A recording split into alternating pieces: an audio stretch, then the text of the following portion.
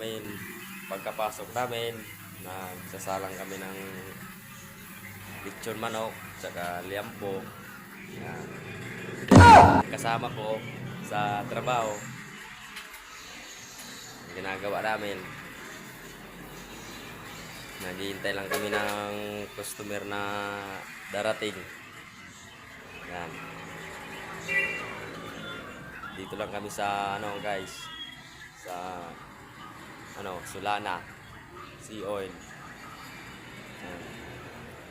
Tapos namin maglinis. Tapos na kayo maglinis. Habang nag-aantay ng customer guys, kakape kami. Yan. Dalawa lang, kunti lang muna yung sinalang namin. Kasi wala pa namang customer na pag marami ng customer, yan, dinadamihan na namin.